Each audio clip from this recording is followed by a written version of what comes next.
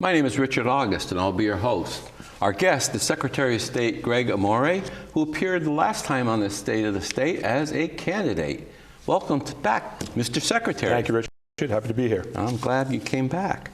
In this budget proposal for the 2024-25 fiscal year, Governor McKee is proposing a referendum on a $60 million bond issue to build a new state archive building. Would you please tell our audience, Mr. Secretary, why is this new building needed, and do you have a location in mind? Sure. So we'll take the first question first. We are the only state of the 50 states to not have our own state archives, state-owned archives, and we're one of the few that doesn't have a purpose-built archives. So we lease the space on Broad Street in Providence for about $300,000 a year, and then we pay another $7,000 a year to keep another 4,000 boxes off-site. And you know, one of the major concerns we have is not only the preservation of some of these incredible artifacts, but also the access that the public has to them. So we have the great treasures of Rhode Island, Declaration of Independence signed by John Hancock, the official document that is the Bill of Rights sent to all 13 of the new states. And Rhode Island, as you know, had a great role in making sure the Bill of Rights was passed.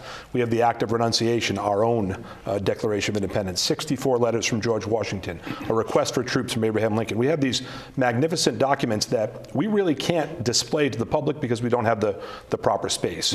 So the location would be in and around the State House. We don't have a definitive location yet, but we are looking at site studies done by the previous administration at areas that would be very close to the State House so that those touring the State House could then naturally go and look at these documents and see the history center part of this. And when you talk about preserving documents, obviously to be safeguards, proper presentation of these valuable documents, climate control and all that other stuff. So if you've ever been to the National Archives, you know what that looks like, right? So it's climate controlled, the fire suppression system, very complicated, very important not to have water involved, making sure that it's not in a flood plain. The lighting is incredibly important. So there's a lot to this. Do you have, or does an architect's rendition or representation of this facility exist? It does. So the last administration did a lot of the groundwork on the original proposal. That still exists. That's not the final architectural proposal. We're working through that, but it's a starting point.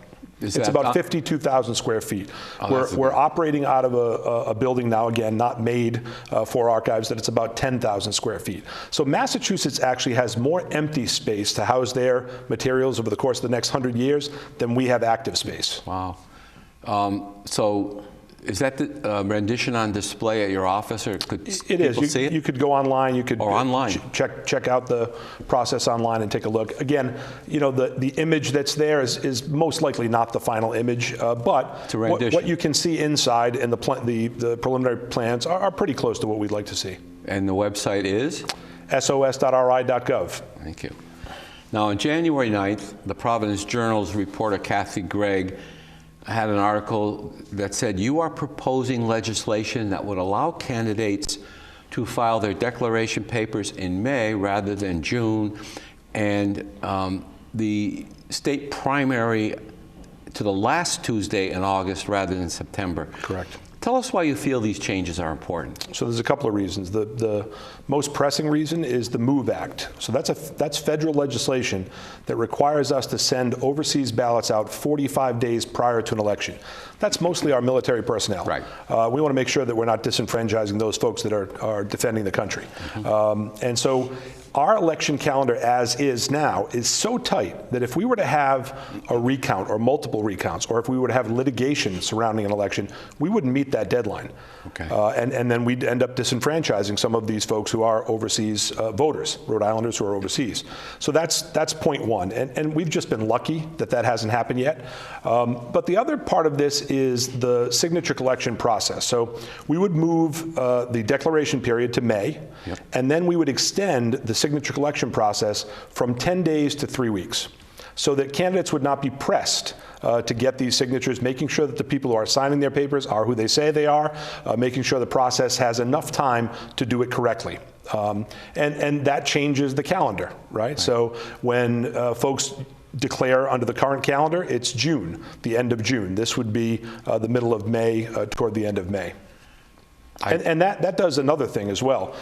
It extends the period that the Board of Elections has to review challenges on those signatures. So one of the reasons that the board gave for not reviewing the challenges of the Matos campaign signatures was that they were bound by this MOVE Act. They had to do it in 24 hours. Now, I don't necessarily think that was the case, and I was very vocal about that, but they are limited in their time. This would extend their review process to a week. I can't imagine that incumbents in the General Assembly who are seeking re-election are terribly thrilled about doing it during the session, right? Yeah, because they're going to say, oh, I'm busy, I don't have time to canvass. Sure, they may think that's a disadvantage, declaring in May and then maybe not getting out of the legislative session till the end of June. It gives their opponent an advantage to hit doors before they can hit doors. Now, there's an advantage in being an incumbent, of course, and there's an advantage in having the title while you're working the job. And most legislatures are in session when candidate declaration times exist in the other states. We're kind of an outlier. And not the least of the important items when you're incumbent is fundraising ability. Sure, okay. Sure. So you just referred to the situation we had in the 1st Congressional District unusual primary, had a dozen candidates or more. Yep. You said you spoke out about it. It's not clear to me whether you meant you were speaking out about the Board of Canvassers or you're speaking out about the fact that a salary campaign worker for Lieutenant Governor Matos was involved in fraud. Yeah, no, what I was speaking out on was, I believe, under current law, the Board of Elections had the ability to review those signatures in real time. Mm-hmm. They had the ability, as soon as it was realized that there were some issues with signatures on some of those sheets, they could have reacted in real time and done a review of those and called in all the other sheets collected by that person. Yeah. I said that publicly at the time. The board disagreed. So legislation that we are putting forth now as part of this overall package that would change the calendar on the primary also codifies that process so that the Board of Election could react in real time. So for instance, let's say Jamestown finds some signatures that they know are not correct, right? There's a pattern of forgery or fraud. They contact the Board of Elections. The Board of Elections then contacts all other 38 cities and towns and says, please be on the lookout for this signature from this campaign, this person from this campaign right. who's submitting these signature sheets. And please be vigilant, review. Right. They actually just did this in the Ramaswamy case. Mm-hmm. They did what we are proposing as legislation in this case, and I think the folks that were paying attention to that realized that that was a much better process, right? So to speak, it nipped it in the bud. Look, people are going to commit crimes, right? And that's a crime, that's a felony. Mm-hmm. When you're forging a signature on a nomination paper, that's a felony. We want to make sure that the folks who are checking those signatures are doing so in a way that errs on the side of caution, and we want to make sure that they're identifying issues that they see with the board so that the entire state can be informed. And we think codifying this process and giving candidates a longer time to collect signatures will go a long way in making that process better. It's the process across the country. Mm-hmm. I'm always interested in folks who say the process is broken. I would push back and say the process worked. We're trying to make it work better. Mm-hmm. When somebody blasts through a stop sign and causes an accident, we don't say let's move the stop sign. We arrest that person that did that and we charge them with reckless driving. Do you think, I seem to recall the Board of Elections said, was it a manpower situation they cited not being able to do it? So with the time constraint that they had, yeah. right? And with really some question about what the regulation and law said. So we want to take that question away so that we know that the board can react in real time when there is a situation. Okay, good. You are, of course, a former high school civics and history teacher. And I understand that you have an initiative to improve civics education in Rhode Island schools. Is this important area of education in your opinion, being neglected in our public schools? Yeah, I think for a long time it has been neglected. I was the proud sponsor, along with Representative Newberry, of a bill that requires high schools, and in some cases middle schools, 8th graders, to have at least one semester of civics. At least one. That's the base level. Right. And we found that, in our research across the districts, some were not teaching civics at all. And we know that in the elementary level, because there's been such a focus on ELA testing and mathematics testing, that social studies has kind of gone by the wayside. So we're trying to put a focus on civic education so that citizens know what their rights are, but more importantly, or as importantly, they know how to access their government. They're aware that their government works for them, and this is how they can access that government. And so we've been to nearly 40 classrooms since I was sworn in. We're doing a lesson in classrooms with students on the history of voting rights, also with Rhode Island featured with the Door Rebellion, but also, what it means to be a citizen. What are your responsibilities and how do you access your government? And then this culminates with this civic liaison program that we have, where we have over 80 students from 41 different high schools who meet. In fact, they're meeting tonight at the State House, and they meet with legislators. They work on action civics programs. It is a nonpartisan, bipartisan in some way. We have Representative Chippendale and Leader De La Cruz, who are going to join us in the spring for our summit with these students and kind of talk about what a debate on the floor looks like. Visit the courts, have the media come in and talk to them so that they're really comfortable understanding how to access their government, but most importantly, they know how to treat each other in a conversation about issues they may be passionate about, but want to discuss. And we've really stressed the idea that they need to treat each other as fellow American citizens, fellow Rhode Islanders, and be respectful even when they disagree, and have a robust conversation that ends with a handshake. Okay, we'll agree to disagree. The two individuals in the legislature you mentioned, I think, are both Republican. They are. Well, I'm a Democrat. So we that's my point. Could you get any Democrats to join them? Oh, and the general officers are all Democrats, so they're involved in this. But I mean, talking about members of the legislature. Sure, and we have members of the legislature as well, Speaker Shekarchi and Senate President Ruggiero. But I think, for the folks that are hearing about this for the first time, I don't want them to think this is the Democratic Secretaries of State program, and it's a Democratic program. It is a nonpartisan, right down the middle program.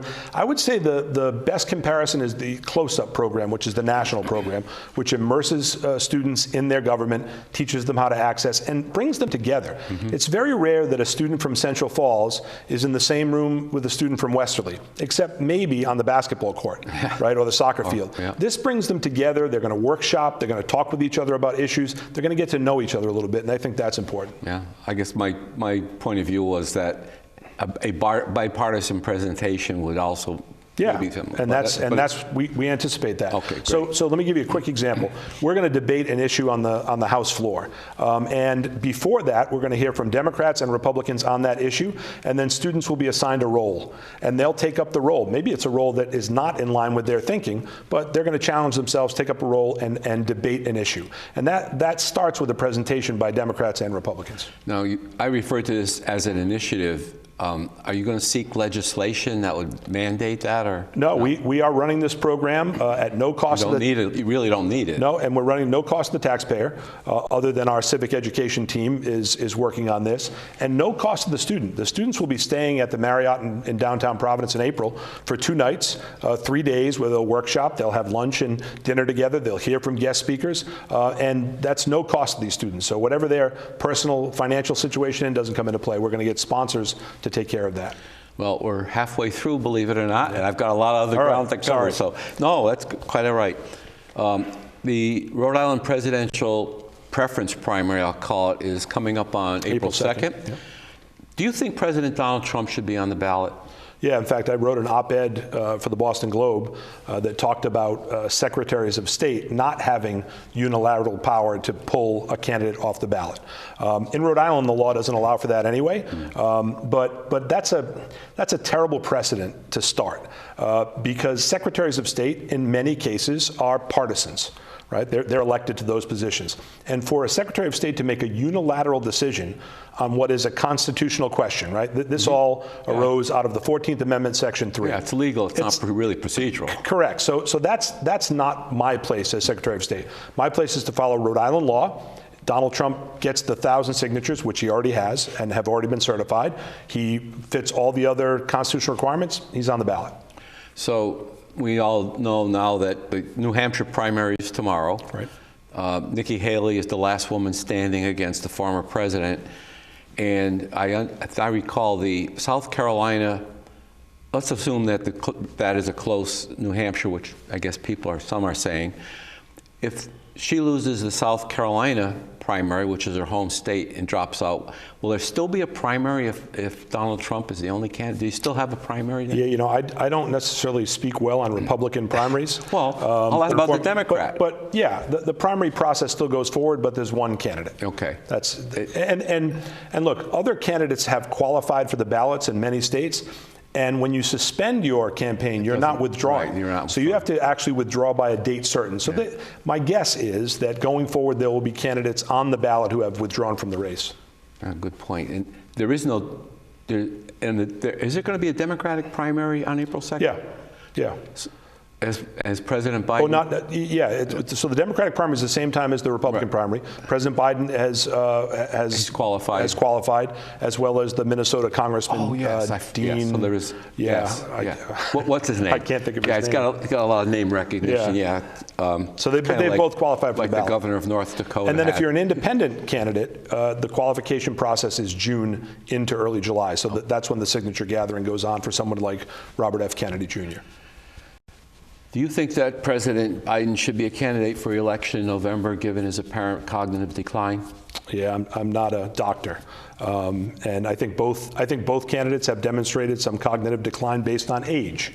I don't know. Careful now. Well, I think that's just kind of the natural order of things, right? Human order of things. I think that as you get older, all right, you have a tendency not to remember something. Are you seeking my expert opinion on this? Well, I'm not too far off, but I think that he's capable of doing the job, and I think a lot of this gets blown up into little snippets, and so he's going to be the Democratic standard bearer, and he, just like Donald Trump, he belongs on the ballot. Boy, I thought I could seek something on you that would make headlines, but I guess not. Okay. Now, the last time you were on this program as a candidate, our host, Darlene DeRezio, asked you about the voter rolls in the state. Yeah. Allow me to follow up on that question. Sure. According to the website of the town I live in, North Kingstown, the 2020 census put the population at 27,732 persons. In the local weekly newspaper last week, the Board of Canvassers reported that the number of registered voters is 22,225. Do you think it's reasonable to believe that 80% of the residents of North Kingstown are over 18 and registered to vote? So I think what's not in that data is inactive voters. So inactive voters. Well, what's in the data is inactive voters. It has to be. Well, that's what I mean. Yeah. So an inactive voter is an inactive voter, but by federal law, we can't pull them off the voting rolls until they have voted not voted in 2 consecutive federal elections. Mm-hmm. So at the beginning of my term, we removed 60,000+ people from the voter rolls based on that federal requirement. Right now, we did that based on elections mail that we sent out that came back unreturned. That puts those folks on the inactive. So those numbers are total. They include inactive voters who haven't been pulled off yet. One more federal election, and we'll be moving more voters off that inactive list, and then they won't be on the registry at all. So we by federal law, we can't take you off the ballot. Missing 2 consecutive elections. Correct. So that number includes inactive voters. So the real number is lower than that. I agree, but the question I have is, has North Kingstown's voter rolls have they eliminated those people that have missed 2 consecutive elections? So when we eliminated those folks back last February, that was 60,000+ across the state, including in every single city and town. Yeah. I find it. And that'll happen again it'll happen after a next federal election. Yeah. Okay.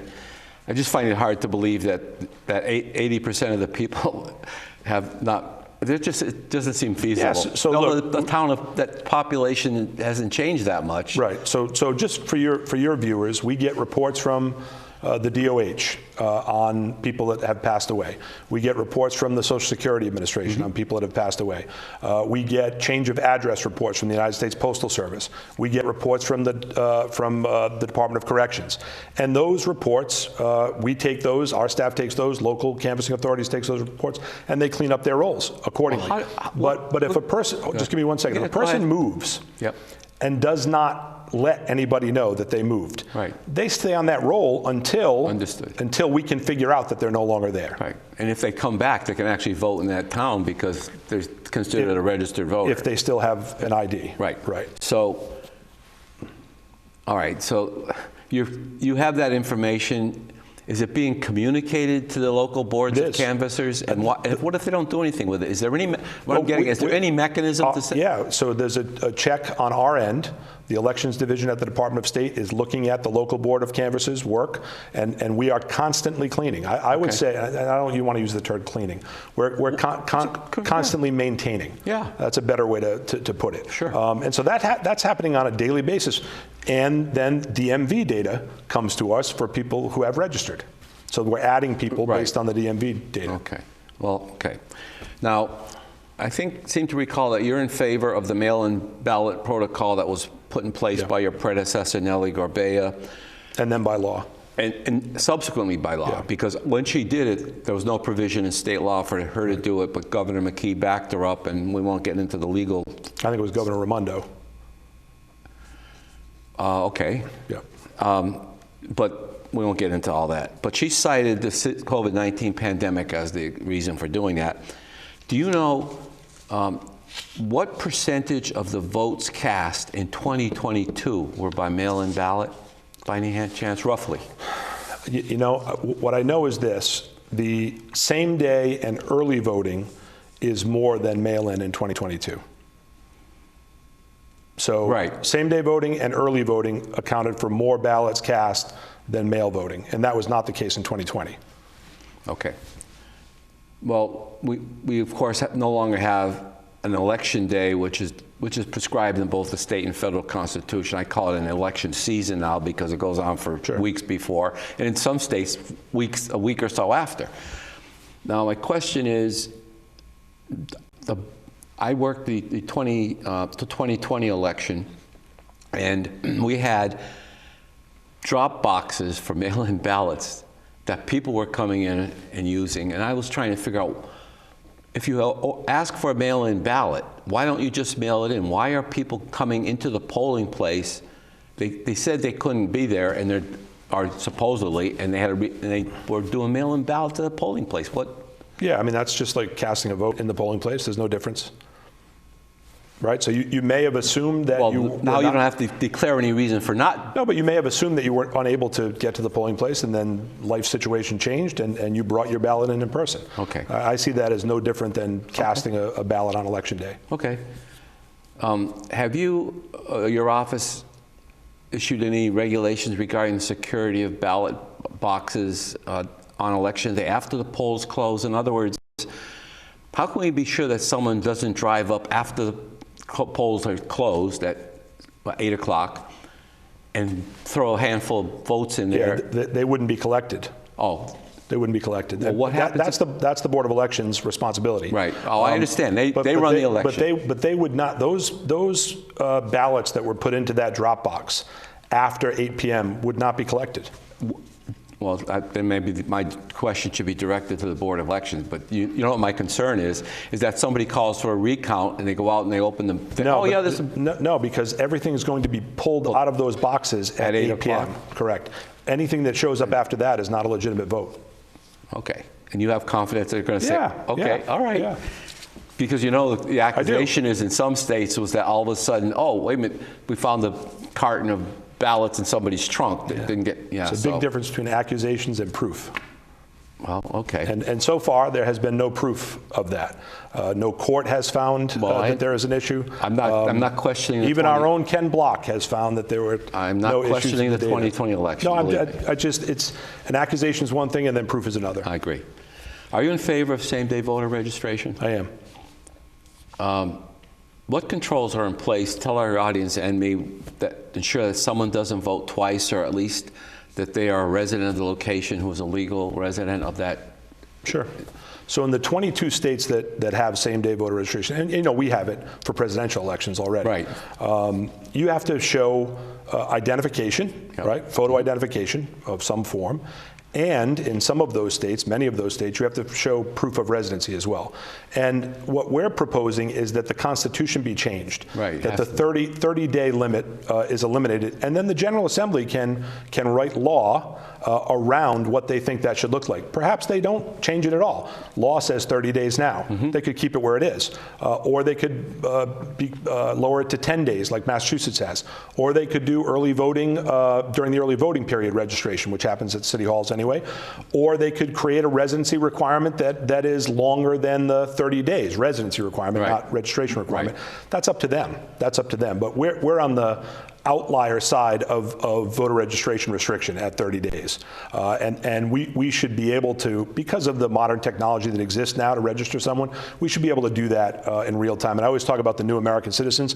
I'm actually going to be at another swearing-in ceremony soon. You know, if you become an American citizen who's been living here in Rhode Island for 5-7 years, on October 20th, the most American thing you can do is vote, and you're unable to register. And so we think you should have that opportunity. You know, yeah, you wouldn't. Yeah, you wouldn't be if able- you registered, you still wouldn't You make wouldn't be the able to deadline. register. Correct. Okay. And you can't register as a non-citizen. Right. So we're almost out of time. I can talk about this forever, but there's a number of what are called ranking voting Ranked choice schemes. voting, yeah. What's your position on those? Do you understand them? I So- mean, I hear these things. I'm going. So these I- are kids got to be mathematical genius. So it's my job to understand them, so Yeah. I do. I am not a proponent of ranked choice for two reasons. I think there is so much misinformation around elections today that a confusing process would make that even worse. And this is a confusing process to many. But more importantly, our audit process, right? And we have a risk limiting audit after elections that is the gold standard in the country. You can't do a risk limiting audit in a ranked choice election. Correct. And so my position is Rhode Island has the best audit system.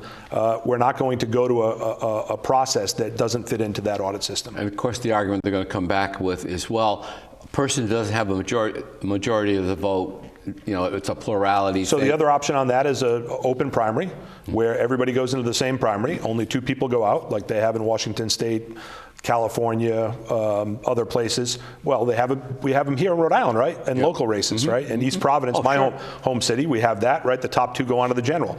So that's the other way to do that, right? And then you're assured a majority in the general election. But you have an open primary. Democrats, Republicans, Independents, everybody's in the same primary. And that's a bill that's been proposed and that's being talked about and that was studied by the Senate Commission. So explain for our audience what you mean by an open primary. So you wouldn't have a Democratic or a Republican primary.